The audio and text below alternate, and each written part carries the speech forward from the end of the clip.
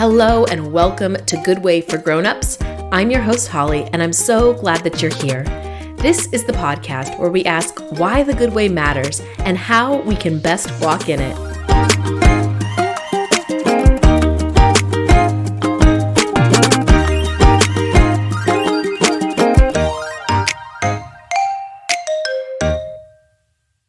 Hello, friends. Today I am here to check in on Shakespeare. So we started the season with Twelfth Night and The Tempest, which are comedies because they are plays that have happy endings. In the next few episodes, however, I'm going to introduce a few tragedies. So those are the plays that have famously sad endings. While some of the content may be a bit much for younger listeners, I wanted to include them for those friends who are ready for them. I would imagine probably the last time most of us read Romeo and Juliet was for freshman English class in high school. Perhaps you put yourself in the shoes of Romeo or Juliet, and it felt a bit frivolous and silly to fall in love one evening at a masquerade and then get married the next day, right? But a visit back to the story through the lens of experience and a bit more wisdom reveals a truly heartbreaking story. The story is a lot less about two young lovers and more about the consequences of hatred. Their love is only forbidden because of the feud that dominated their families for years. In the closing scene, we see the Lords Montague and Capulet reconcile over the dead bodies of their beloved children. It's too late, and the only response they have is to outdo the other in charity. This is the image that Shakespeare leaves us with, and it's what the play is all about. When we allow hatred to take root in our lives, it pervades and destroys those things that are most precious to us. Now listen, we don't need to lay out that whole story for our kids right now. We just want them to become familiar with the story.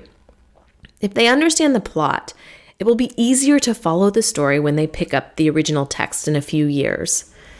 If they understand the characters and how they're related, they'll spend less time trying to figure out which team Mercutio is on, and more time thinking about his words and his actions defending his best friend Romeo.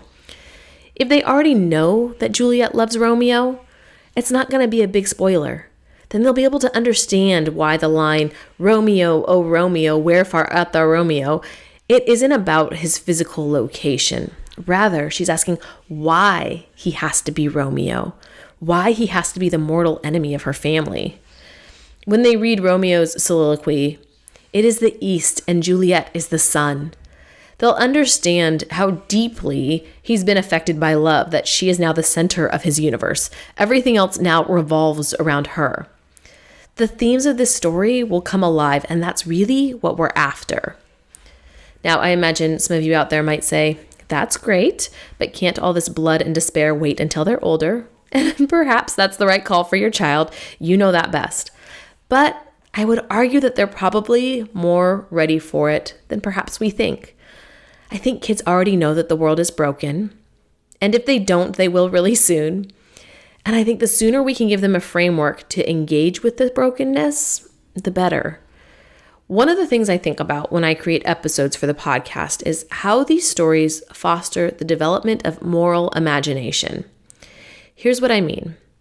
We teach our children morals, but more often than not, it's not enough by itself. I know it wasn't for me. There needs to be some sort of a connection between these rules and their feelings and affections. That is, what they care about, what they love. Stories can help us learn how we ought to feel, how we ought to respond to things that are beautiful, and how we ought to feel in response to sin and evil. In reading good stories, children can be awakened to seeing themselves in the story and imagining what ought to be done. It's a safe place to learn, where the consequences aren't real, but the lessons are. We can talk about courage and define it, but we can make a much stronger impression about what courage is by reading a book like The Tale of Despereaux, where this pathetic little mouse risks everything to be in the presence of beauty. Or, keeping with our mouse theme, like Narnia stories, where Reepicheep models courage and fortitude, loyalty to his friends, and sails off into the sunset, having lived his life well. We can talk about sacrifice and define it, but when we read a story like Where the Red Fern Grows, It's no longer this abstract idea. It's real. And the tears streaming down our faces are real, even though we've never stepped foot in the Ozarks. We can talk about friendship, how to be a good friend.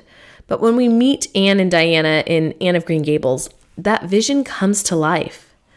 I could go on for hours, so I'll stop, but I hope you see what I'm getting at here. Stories have the power to awaken us, not only to know what is moral, but to feel the right things in response. My hope is that my listening friends out there will walk away from Romeo and Juliet feeling heartbroken. Not because I'm mean, but because I actually care very deeply for them. I want them to feel sad about the things they ought to feel sad about. Romeo and Juliet is a very sad story. And so hopefully we don't repeat those same kind of mistakes in our own lives. This idea of moral imagination is unpacked really beautifully in a book called Tending the Heart of Virtue by Vigen Guroian. I have a few other articles and some great quotes from Lewis and Chesterton. I'll drop all of that in the Substack letter this week, so you can look for that. If you don't know, Substack is where I send out updates a couple times a month about the show and reflections. It's kind of like this. It's free. You can sign up through the link on goodwaypodcast.com. I just want to encourage you to keep looking for the good way and walking in it. We'll see you next time.